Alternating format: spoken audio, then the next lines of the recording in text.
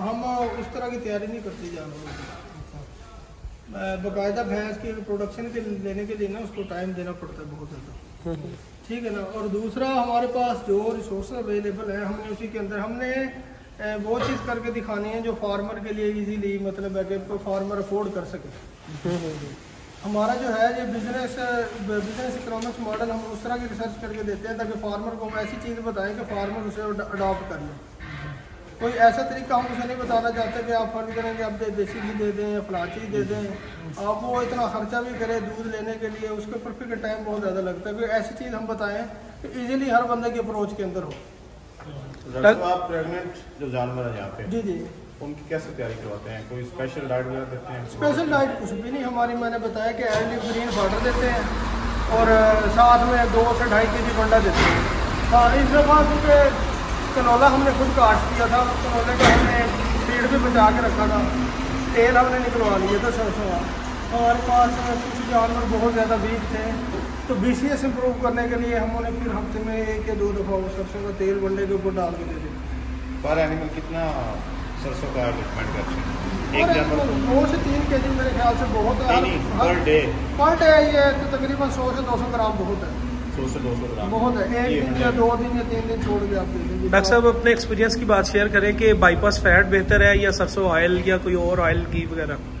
Bypass fat मेरे पास PhD की research चली थी, उनके जो रिकॉर्ड के मुताबिक बाईपास फैट बहुत ज़्यादा अच्छी है। प्राइवेट फार्मर बहुत ज़्यादा यूज़ कर रहे हैं, हीट से टेस्ट के ऊपर बहुत अच्छा इफेक्ट है उसका।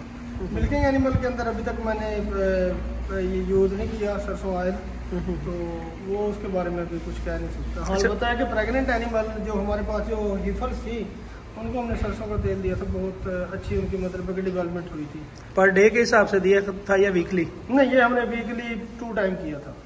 ठीक है डॉक्टर साहब, एक और चीज़ बताएं, जो ऑक्सीटोसिन इंजेक्शन मोस्टली फार्मर दूध उतरवाने के लिए लगाता है, आप भी फार्म पे लगाते हैं या यहाँ पे? हाँ, ये मैं आपको बता 2014 में 13 में जब मैंने फार्म ज्वाइन किया था ना, तब हमारे पास 100 मिल्किंग एनिमल होते थे जिनमें से ऑलमोस्ट 60 एनिमल को ऑक्सीटोसिन लगता था। हाँ, 100 में से 60 जानवरों को। उसके बाद अल्हम्दुलिल्लाह आज के दिन मेरे पास तकरीबन 90 जानवर दूध वाले हैं, किसी एक को भी नहीं लगता। बाकायदा PhD की एक रिसर्च आई थी, नसीम सादक साहब हमारे सेक्रेटरी लाइफ स्टॉक थे और बड़ी ही इम्प्रूवमेंट हुई थी उनके दौर में लाइफ स्टॉक के अंदर। उन्होंने इजाज़त नहीं दी थी, फिर यूनिवर्सिटी ने बाकायदा सुप्रीम कोर्ट से इजाज़त ली थी ऑक्सीटोसिन के ऊपर रिसर्च ट्रायल करने की। तो उसके अंदर जो फाइनल कंक्लूजन यही निकला था कि ऑक्सीटोसिन की वजह से जानवरों की मिल्क प्रोडक्शन बढ़ जाती है, जितना दूध होता है जानवर लेट डाउन कर लेता है। लेकिन जो जानवर कंसीव किया था उसकी अर्ली एम्ब्रियोनिक डेथ हो गई थी। पहले 40 दिन की प्रेगनेंसी 5-6 जानवरों की ज़ाया हो गई थी। तो वक्ती तौर पे हम दूध तो ले लेते हैं, लेकिन फिर ये है कि नेक्स्ट प्रेगनेंसी के लिए हमें फिर बड़ी तगड़ो करनी पड़ती है। एम्ब्रियोनिक लॉस जब होता है उसके बाद फिर जानवर हीट में मुश्किल से आते हैं, मर्टाइटिस का बहुत ज़्यादा इशू हो जाता है। दूध वक्ती तौर पर हमें मिल जाता है, फिर अगली प्रेगनेंसी नहीं होती इस तरीके से, नुकसान बहुत ज़्यादा होता है। सही है। तो आप किस तरह मतलब पहले तो लोग जो है ये इंजेक्शन वगैरह करवा लेते हैं? अब देखें ना, मैं तो ये हैरान होता हूँ कि लोग इंजेक्शन क्यों लगाते हैं। कोई कहता है कि पहले झोटी नहीं मानती, अभी भी जुलाई से लेके अब तक हमारे पास 22 पहले झोटियाँ जिन्होंने बच्चा दिया है, किसी एक झोटी ने भी हमें एक दिन भी नहीं तंग किया। तो पंजाबी में कोई जोड़ बोलता है, कोई बंगा बोलता है जो टांगों पे बांधते हैं, हमने वो भी किसी जानवर को नहीं लगाया। कल भी बल्कि मुकाबले के अंदर 6 मेरी पहले झोटियाँ खड़ी थी, किसी एक जानवर ने भी तंग नहीं किया। हमें ऑक्सीटोसिन की जरूरत ही नहीं पड़ती। हाँ, अलबत्ता आपको अगर कोई जानवर बहुत ज़्यादा तंग करता है, प्रोडक्शन बहुत ज़्यादा अच्छी है, टीके के बगैर लेट डाउन नहीं करता, फिर 1 हफ्ते आप ऐसे एज ए ट्रीटमेंट यूज़ कर सकते हैं। उसका मतलब है एक टाइम ऑक्सीटोसिन लगाएं, साथ उसके आगे खाने के लिए कुछ रखते हैं, साथ में नीचे बच्चा भी लगाएं। 2-4 केसेस मैंने बल्कि कुछ ज़्यादा अपने केसेस फार्म पे ऐसे देखे हैं कि जानवर को तंग करता था क्योंकि प्रोडक्शन ज़्यादा थी, अगर दूध ना निकाले तो ऑर्डर ख़राब हो सकता था। एज अ ट्रीटमेंट 1 हफ्ते तक यूज़ करें, 1 हफ्ते से पहले वो जानवर ऑटोमेटिकली ये बच्चे के ऊपर लेट डाउन करना शुरू कर देता है, या आगे जिसे हम पंजाबी में भाड़ा बोलते हैं वो डाल दें, उसके ऊपर जानवर लेट डाउन करना शुरू कर देता है। ये कोई इतना मुश्किल नहीं है। हाईएस्ट मिल्क कितना आपके जो पीक प्रोडक्शन हमारे पास जो फार्म की हमने रूटीन के मुताबिक जो हमारे पास आई थी, नॉर्मल रूटीन जैसे खुराक हम देते हैं, 21 लीटर है हमारे पास पीक प्रोडक्शन। 4-5-6 जानवर ऐसे हैं जिनकी 21 लीटर है। तकरीबन 15 से 16 जानवर ऐसे हैं जिनकी 19-19.5 kg तक प्रोडक्शन है, और 16 से ऊपर वाले हमारे पास काफ़ी ज़्यादा। 21 वाले जो हैं उनके बाप अगर याद हो बोल उसके लिए बाप अब इतने जैसे मुझे जुबानी याद किस वाले से आप नहीं, मेरे पास ये लिखे हुए हैं रिकॉर्ड में, मैं आपको बता देता हूँ। चले हम मेरे पास वीडियो में चला रहे हैं। क्वेश्चन बनता है तो ना ये 21 प्लस कर रही थी तो उनकी क्या फीड मिली उनका चेंजिंग में आई थी जो नॉर्मल रूटीन कोई एक्स्ट्रा प्रोटोकॉल उनको खुराक प्रोटोकॉल मैं ही बता रहा था कि 8 से 9 केजी बंडा डाल रहे थे हम उनको। कोई मिनरल विटामिन बाईपास डीसीपी 100 ग्राम डेली का 8 से 9 केजी बंडा डाल रहे थे, सब सारा जानवर जितना खा ले। डॉक्टर साहब यहाँ पे आपने जो खुरलियों में आम रूटीन में लोग रखते हैं नमक वगैरह, सोडा बाइकार्बोनेट, मीठा सोडा वगैरह, ये चीजें आपने भी रखी है? प्रेग्नेंट जानवर है, इनको हम नमक इनको नहीं रखते मम्मी तौर पे ना। सही है। दूध वाले जानवर है उनके लिए हमने यूरिया मोलासिस गुलाब भी रखे हुए हैं, ठीक है। नमक भी रखा हुआ है। हाँ जी चले, बहुत शुक्रिया डॉक्टर साहब। ये जो इसकी 20-20 लीटर भैंस यील्ड थी हमारे पास। हाँ, अब लोग कहते हैं कि गवर्नमेंट लाइवस्टॉक फार्म के ना जानवर अच्छे नहीं है, तो मुकाबले में नहीं आ सकते। मैं क्या करूँ, ये जानवर प्रेग्नेंट है, अभी भी 10-15 दिन लेते हैं।